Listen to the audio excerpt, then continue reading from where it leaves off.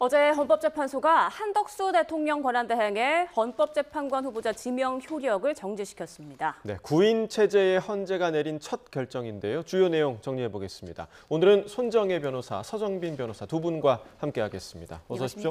안녕하십니까. 네, 자, 지난 8일 한덕수 대행이 문형배 이미선 재판관의 후임으로 이완규 법제처장 또 함상훈 부장판사를 지명했는데, 자, 바로 어제 헌재가 이에 대한 효력정지 가처분 신청 인용 결정을 내렸습니다. 이게 말이 조금 어려워서요. 쉽게 좀 설명을 해주실까요? 한마디로 헌법재판관으로서의 재판의 자격, 재판관의 자격이 없을 가능성이 있으니 본안 판단 전까지 임명 절차의 효력을 정지하고 임명 절차를 해서는 안 된다라는 임시적인 가처분이 이제 인용이 됐다 이렇게 보셔야 될 것 같고요. 결정문의 주요 내용을 보면 단언할 수는 없다. 그러니까 재판관 자격과 또는 임명을 할 수 있는 권한이 있을 여지도 있지만 없을 가능성이 있는데 이 없을 가능성을 염두에 뒀을 때는 만약에 임명 절차를 개시해서 실제 재판관으로서의 업무를 하게 되면 국민이 가지고 있는 헌법과 법률에 따른 이 정당한 권한에 있는 재판관에 의한 재판받을 권리가 지대하게 침해될 우려가 있을 뿐만 아니라 사후적으로 혹여라도 이 재판관에 관련한 어떤 권위에 대해서 지혜에 대해서 문제가 생길 경우에는 법적 안정성을 해칠 수 있기 때문에 잠정적으로 일단 정지해놓고 본안 판단으로 결론을 내리는 것이 우리 공공본의에 부합하다 이런 판단입니다. 네, 특별히 이번 결정은 그 마은혁 재판관이 합류한 구인 체제에서 전원 일치의 의견이라는 점에서 뭐 이론이 없었다 이렇게 좀 해석을 해도 되는 겁니까? 네, 그렇습니다. 일단 전원 일치 의견이 나왔다라는 사실 자체가 무척 주목을 받고 있는 상황인 것 같습니다. 물론 상황 자체, 이 사건 자체도 상당히 이제 관심을 가질 수밖에 없는 사건이긴 했습니다. 현재 이제 대통령의 권한 대행이 과연 재판관을 임명할 수 있을지, 만약에 뭐 여기에 대해서 가처분 인용이 되지 않는다라고 한다면 뭐 추후에 이제 선출된 대통령은 사실상 이런 임명권을 행사할 수가 없기 때문에 이 사안 내용 자체도 무척 흥미로웠고, 말씀하신 것처럼 이제 구인이 완전체로서 결론을 내리는데 과연 전원 일치가 될지 여부, 여기에 대해서도 상당히 관심을 가질 수 있는 그런 사건이었습니다. 그래서 사실 지금 문제가 됐던 부분은 과연 대통령 권한 대행이 그 직무 범위, 그 범위가 어디까지인가, 명확한 헌법상의 규정이 없어서 어떻게 보면은 이제 법관들의 해석이 그리고 평가가 들어가야 될 내용인데 과연 여기에 대해서 이 재판관 모두가 전원 일치한 판단을 내릴까? 뭐 그렇지 않다면은 뭐 서로의 그런 성향이라든가 입장에 따라서 결론이 조금 바뀔 수 있는 그런 내용도 나오지 않을까 주목을 받았던 것 같습니다. 그럼에도 불구하고 이 짧은 기간 동안 이제 평의를 통해서 서로 완벽하게 일치하는 결론을 내렸다. 이런 사실은 상당히 주목할 만한 점이다라고 볼 수 있을 것 같습니다. 네, 헌재의 판단 조금 더 구체적으로 좀 들어가 보겠습니다. 먼저 헌재는 가처분 신청을 인용하면서도 대통령 거리 시에 권한대행이 권한을 어디까지 행사할 수 있는가, 그 뭔가 명확한 규범은 규정하지 않았어요? 그렇습니다. 가처분 사건에서 대통령 권한대행의 업무 범위를 규정하는 것도 다소 근거가 부족하거나 신중한 판단이 이루어져야 되기 때문에 본안 판단에서 받고자 하기 때문에 결정 취지에서 명확하게 이 입장을 밝히진 않고 있습니다. 한마디로 대통령의 목을 지명할 수 있다고 단정할 수 없다라는 판단을 한 것인데요. 즉 헌법재판소법과 헌법에는 이 헌법재판관들의 임명은 대통령이 임명한다 이렇게 규정하고 있을 뿐 대통령의 권한대행이 어떤 정당성을 가지고 선출할 수 있는지 임명할 수 있는지 여부에 대한 명시적인 조항이 없고 이에 대한 해석의 영역에 있어서 가처분 단계에서는 이것을 명확하게 판단 내리지 않고 결국은 신중한 판단을 하고 다양한 어떤 쟁점에 대해서 오랜 동안 증거조사와 각계의 의견을 청취해서 본안 결정에서 판단할 문제이기 때문에 이 권한에 대해서는 명확하게 판단하지 않은 것으로 보입니다. 네, 자, 어제 이런 결론이 나오게 된 결정적인 이유는 좀 어디에 있을까? 이 부분을 좀 봤더니 만약에 그 한대행이 지명한 두 후보자가 정말 헌법재판관으로 임명이 됐을 경우에 그래서 헌법재판을 심리할 경우에 극심한 혼란이 우려될 수 있다. 이런 결론을 재판관들이 낸 것 같아요. 네, 이제 헌법재판소에서는 이 사안을 두고 두 가지의 이제 그런 과정들을 비교해보고 어느 쪽으로 갔을 때 더 큰 문제가 발생하는지를 따졌습니다. 그래서 지금 이제 이 사건은 가처분이고 본안 사건이 따로 있으니까 만약에 이 가처분 사건에서 인용을 했다가 이 본안 사건에서 기각을 하게 되는 그런 결론과 또 반대로 가처분을 기각했지만 이후에 헌법 소원이 인용이 됐을 그때의 그 상황 두 가지를 비교하면서 어느 쪽이 더 불이익하고 어느 쪽이 더 이익이 있는지를 판단했습니다. 조금 더 구체적으로 설명을 드리면 이제 만약에 가처분을 인용을 했다라고 하면 뭐 그때부터는 이제 헌법 소원 심판이 끝나기 전까지 재판관 2명의 임명이 지연되는 상황이 일단 발생은 합니다. 그렇게 되면은 이인이 이제 없는 상황에서도 사실 7명이서 재판을 할 수가 있다. 또 뭐 나머지 2명의 재판관이 만약에 뭐 그 사람들의 존부에 따라서 결론이 달라질 수 있는 그런 사건이라면 기다리면 된다.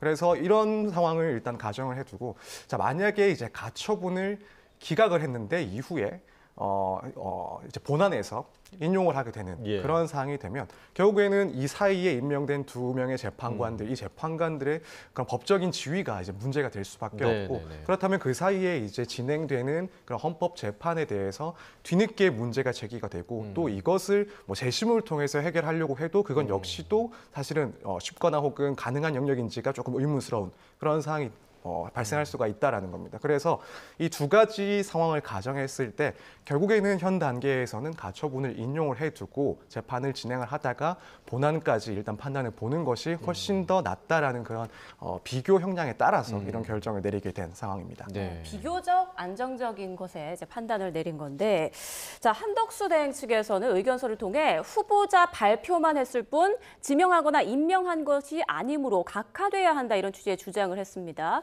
이와 관련해서 국회에서 목소리가 나온 게 있는데요. 잠시 들어보시죠. 오늘 한덕수 총리가 헌재 의견서에서 헌법재판관 후보자 발표는 장차 공직에 임명하겠다는 의사표시일 뿐 지명에 해당하지 않는다라는 답변서를 냈다는 언론 보도가 있었어요. 아세요, 장관님? 저는 그 내용 알지 못합니다. 그것도 참 문제네요.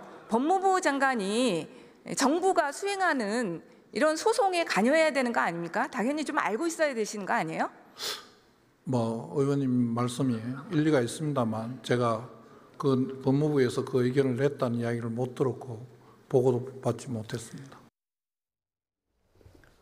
네, 한덕수 총리가 헌재 의견서에 써냈다는 헌법재판관 후보자 발표는 지명에 해당하지 않는다.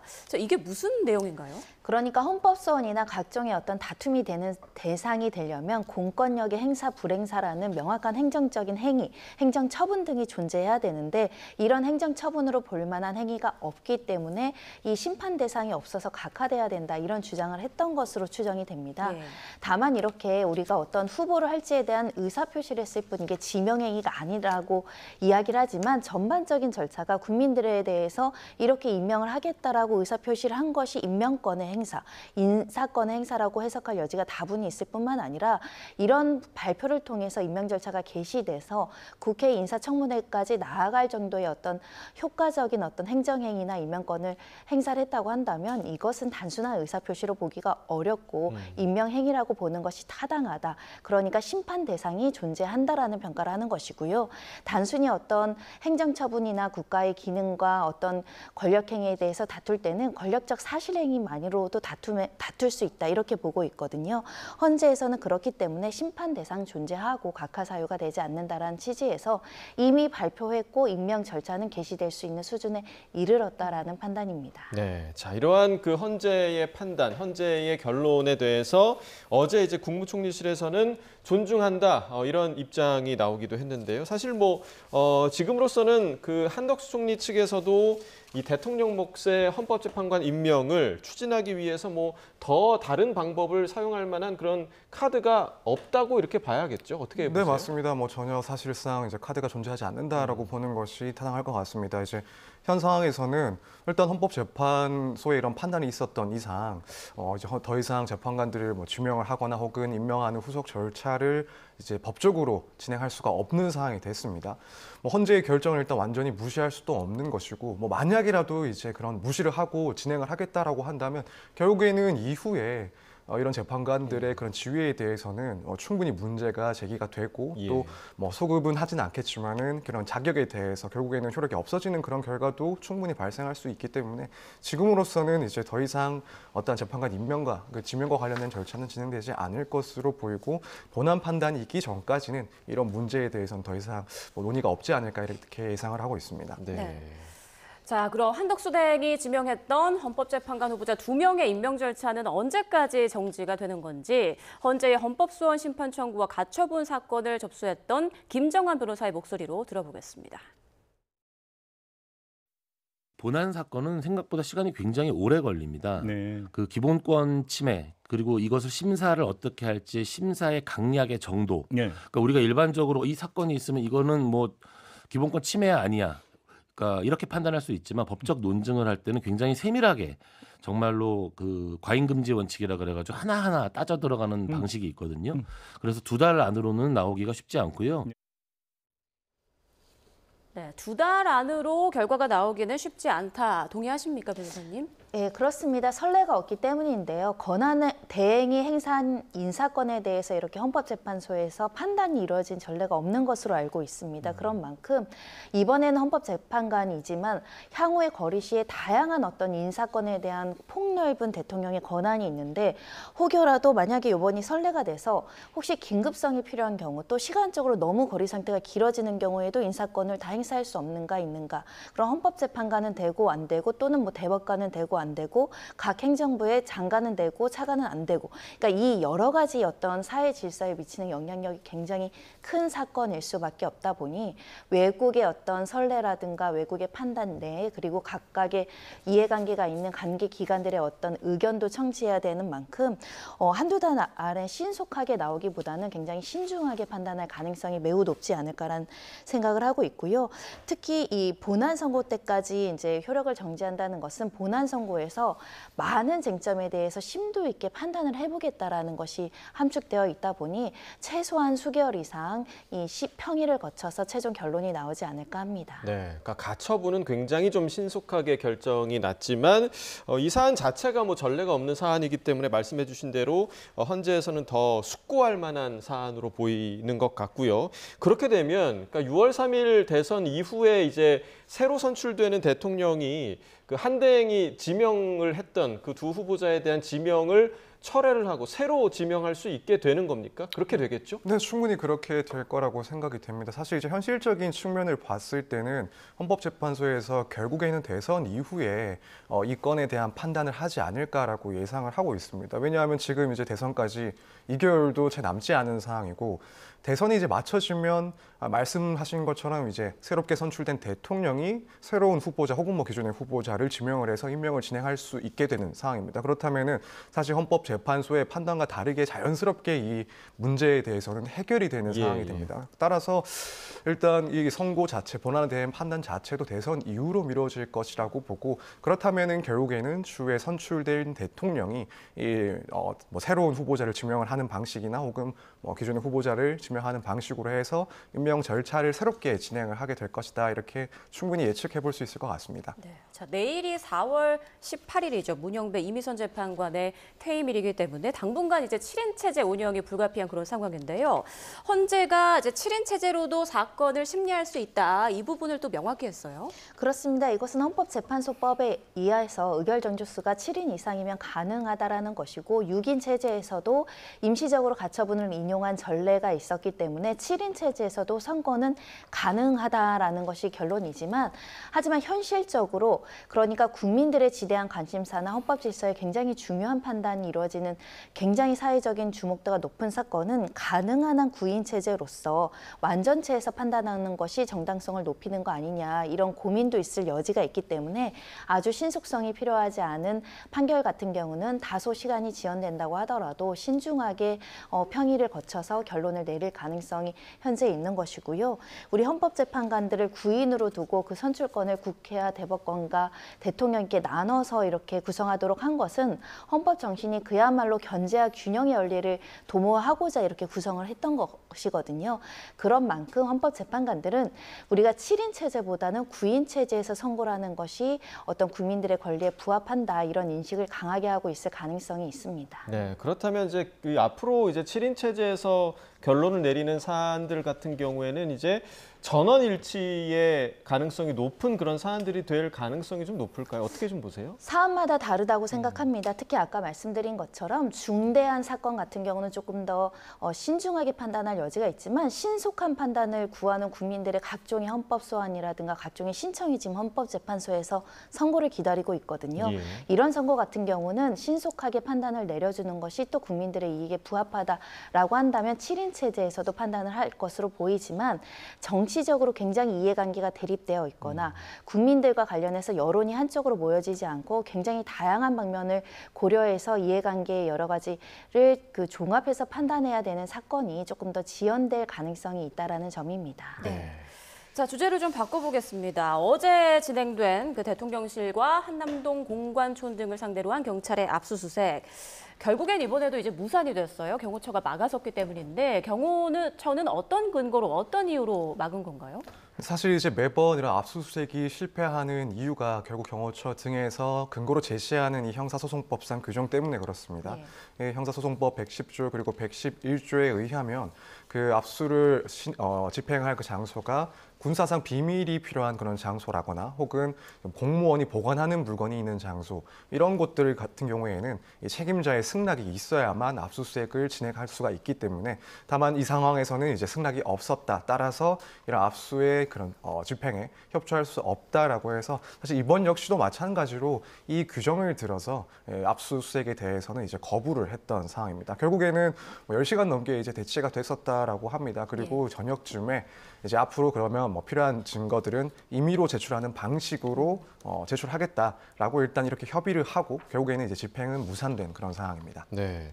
자, 그러니까 이제 지난해 12월 3일에 비상계엄이 선포가 됐으니까 12월부터 이제 경찰이 대통령실 혹은 이제 경호처 등 대상으로 6차례를 압수수색을 시도를 했거든요. 그러면 6차례 동안 지금 단 한 번도 성공하지 못한 셈인 거잖아요. 그렇습니다. 경찰에서도 참 난감한 상황이다라고 말씀드릴 수 있고 이번마저 실패한다라고 한다면 앞으로도 관련된 영장은 집행하기 어렵지 않을까 생각하고요. 경찰에서는 혹여라도 향후에 대통령 기록물로 이제 대통령 기록관으로 자료가 이관이 되면 경우에 따라서 15년 또는 30년간 아예 공개가 안 되는 상황에 처해지다 보니 신속하게 압수수색을 다시 집행할 시도성 그리고 필요성이 있다라고 판단한 것으로 보이는데 경호처에서는 일단은 우리 대통령들과 관련해서 과거에도 전직 대통령이 수많은 수사와 정쟁에 휘말리면서 뭐 정치적인 수사가 됐든 또는 정당한 수사가 됐든 이런 수사 과정에서 이런 비밀 장소가 계속적으로 압수수색 대상이 되는 것을 원천적으로 차단하고자 하는 의지가 굉장히 강해 보입니다. 그런 것도 국가 안보에는 도움이 되지만 지나치게 6차례나 들어가서 압수수색이 필요한 필수적인 자료를 달라고 하는데 이렇게 거부하는 것도 과연 국익에 부합하는가 그런 부분에 대한 고민은 충분히 해야 되지 않을까 생각이 들고요. 그래서 압수수색에 집행에 협조하진 못한다고 승인을 해주진 못한다고 하더라도 그와 동일한 효과를 가져올 수 있도록 경찰이 요구하는 핵심 자료들은 선별해서 임의 제출을 꼭 해야 되고 신속하게 해야 될 필요성이 있지 않을까 합니다. 네. 자, 경찰은 이번에 압수를 시도한 비화폰 서버와 집무실 CCTV 등을 경호처로부터 임의 제출받는 방안을 협의하기로 했다 이렇게 밝혔는데요. 경찰의 목소리 들어보시죠. 압수할 물건이 분량이 상당하기 때문에 임의 제출 방식과 시기와 절차에 대해서 지속적으로 협의하기로 했습니다. 협의하는 대상에 혹시 비화폰 서버랑 대통령 집무실 CCTV도 대상에 포함이 되나요? 네, 포함되어 있습니다.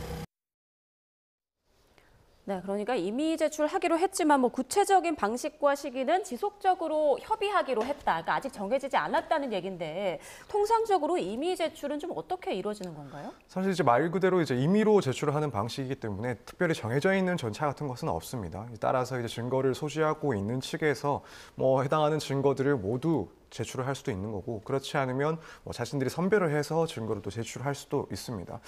다만 이제 과거의 그런 상황들을 봤을 때 과연 이제 이 이미 제출과 관련해서 실제로 실질적인 협의가 이루어질 수가 있을까? 나아가서는 주요한 그런 자료들이 제출될 수 있을까에 대해서는 개인적으로는 조금 어렵지 않을까, 그걸 기대하는 것은 힘들지 않을까라고 생각이 됩니다. 지금 뭐 앞서 그런 수색 상황을, 압수수색의 영장 집행 과정을 봐도 그렇고, 뭐 과거의 다른 선례들을 봐도 그렇고, 사실 이렇게 대통령실에 뭐 증거가 있다 해서 이 부분들을 임의로 제출하겠다라고 하는 경우에는 중요한 그런 핵심적인 증거들이 빠져 있다라고 평가받는 경우들이 무척 많았습니다. 뭐 지금 특히 이번 압수수색에서도 마찬가지로 중요했다라고 보여지는 그 증거들은 예를 들어 뭐 비하폰 서버라든가 그렇지 않으면 CCTV 이런 부분들인데, 사실 이 증거들은 그 자체만으로 봤을 때도 업무상 비밀을 상당히 요하는 그런 증거들이라고 보여지긴 합니다. 따라서 아무리 협의를 한다 하더라도 뭐 대통령실이나 혹은 경호처 입장에서는 이런 주요한 증거들을 임의로 제출하는 것은 조금 어렵지 않을까, 여기에 대해서는 좀 기대하기가 힘든 사항이 아닐까라고 개인적으로는 생각을 하고 있습니다. 네. 자, 그리고 어제 경찰 특수단은요, 이외에도 계엄 당시 언론사 단전 단수를 지시한 이상민 전 행안부 장관의 내란 혐의와 관련해서 대통령 집무실 CCTV를 압수수색을 시도를 했는데, 잠시 이상민 전 장관의 목소리를 좀 들어보겠습니다. 왜 통화하신 거고 어떤 이야기 했는지 말씀해 주실 수 있습니까? 조금 설명이 필요한데요. 제가 대통령실에서 종이 쪽지 몇 개를 좀 멀리서 이렇게 본 게 있습니다. 그런데 그 쪽지 중에는 소방청 단전 단수 이런 내용이 적혀져 있었습니다.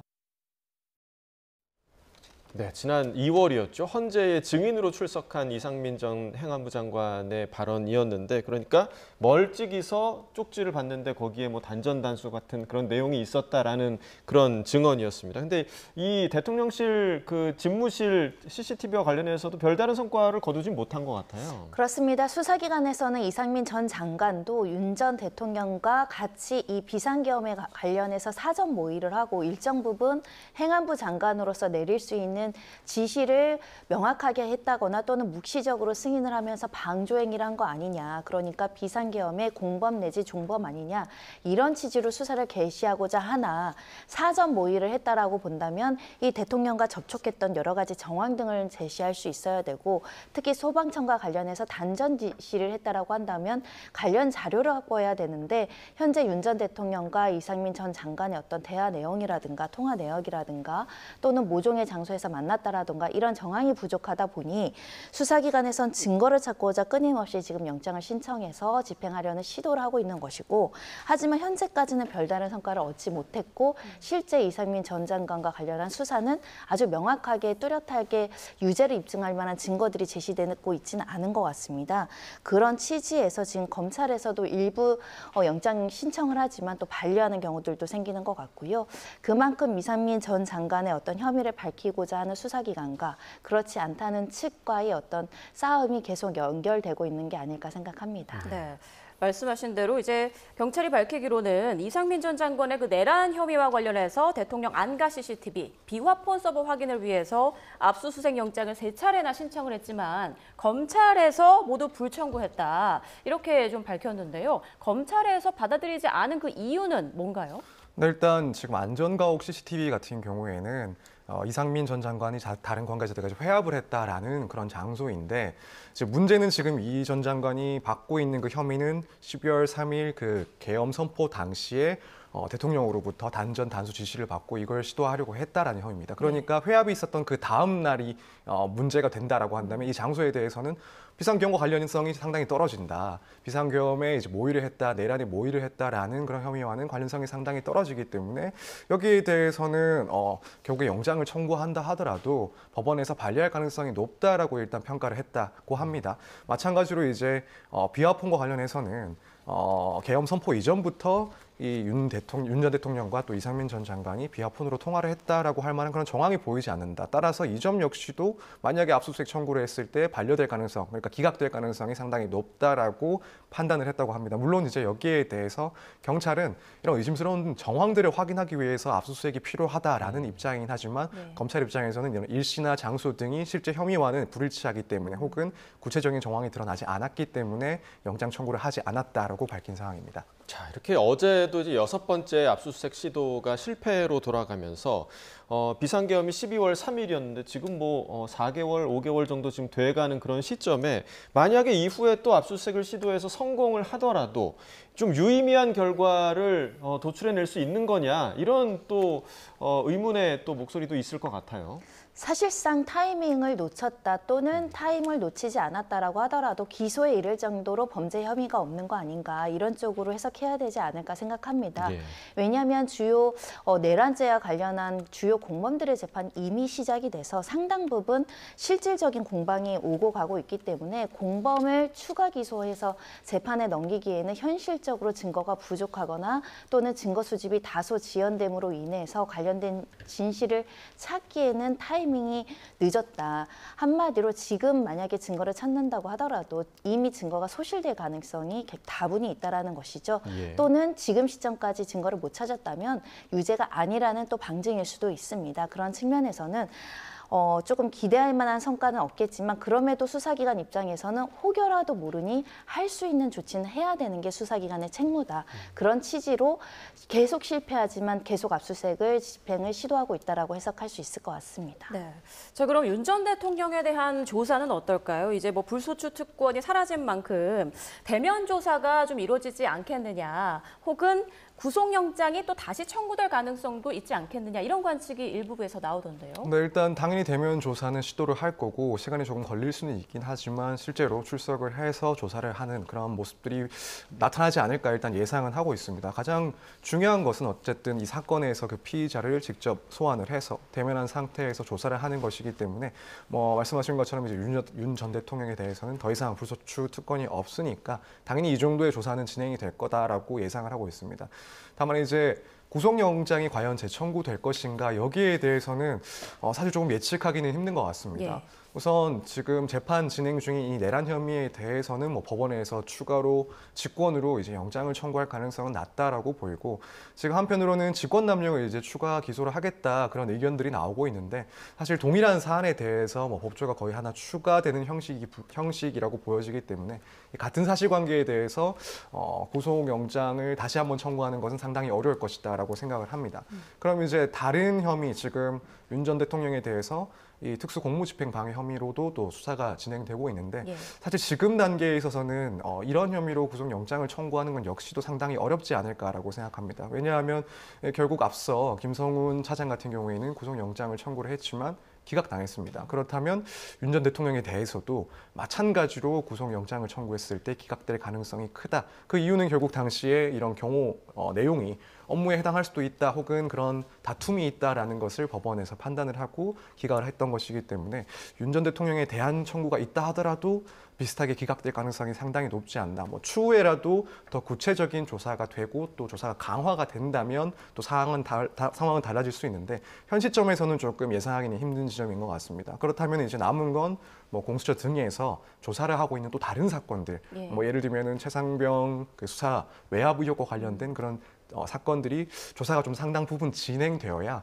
그 사건에 있어서 다시 한번 구속영장을 청구할 가능성이 조금씩은 생기지 않을까 이 정도로 예측을 할 수 있을 것 같습니다. 네, 자, 한 가지 더 좀 질문을 드려보자면 지금 경호처에서 제시하는 그 법적 근거가 형사소송법 110조, 111조잖아요. 그런데 이 법들은 결국에는 이제 국가적으로 보완이 필요한 부분에 대해서 일부분에 대한 그 압수수색을 제한하는 그런 법인데 그런데 이게 범죄 혐의점으로 의심되는 부분을 숨기려는 용도로 쓰이면 안 되는 거 아니냐. 기존 법의 취지와는 정말 법이 좀 다르게 활용되고 있는 거 아니냐라는 비판의 목소리도 있거든요. 이 부분은 어떻게 보세요? 그렇습니다. 이번에도 압수수색 영장에 대해서 집행 불허, 그러니까 불승인 사유서로서 이제 우리가 왜 승인할 수 없는지를 이걸 근거로 제시했다라고 알려지고 있는데요. 국가의 안전보장과 국가의 가장 기밀이 이제 보완되는 장소이다 보니 보호의 필요성은 있지만 이렇게 무작위하게 예외 없이 우리는 불승인한다. 이런 태도는 결국은 실체 진실을 감추거나 은폐하는 모종의 악용할 소지들이 있는 것에 대한 방패가 될 여지가 있기 때문에 무한전 재량권을 행사해서는 안 된다고 생각합니다. 특히 이와 관련해서 재량권의 행사라고 하더라도 그 재량권에는 한계가 있다는 점에 있어서는 국가의 비밀보장과 상관이 없는 자료 중 형사재판의 필수 필수적인 자료가 있다라고 한다면 제한적으로 승인하는 전례들을 거쳐야 되거든요. 그런 측면에서 현재 전부 부인하고 전부 불승인하고 임의 제출로 우리가 원하는 것만 제출하겠다라는 것도 한번 재고해 볼 필요가 있지 않을까 생각이 들고요. 이전과 관련해서 이런 재량적 처분에 대해서 위법하고 불법하다라는 또 하나의 소송과 절차로서 다툴 수 있는 소지가 있다면 수사기관에서도 법리를 구성해서 다퉈야 되지 않을까 생각합니다.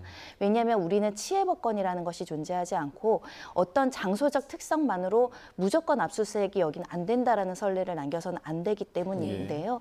그런 차원에서 좀 적극적인 법 해석과 또 이 경호처에서도 앞으로의 경호처의 논리보다는 그래도 형사재판에 관련해서 우리 국가적으로 수사의 필요성과 국가의 이익을 지키는 방도가 있다라고 한다면 제한적인 범위 내에서 영장 집행을 허용하는 실무에도 갖추는 게 필요하지 않을까 합니다. 네.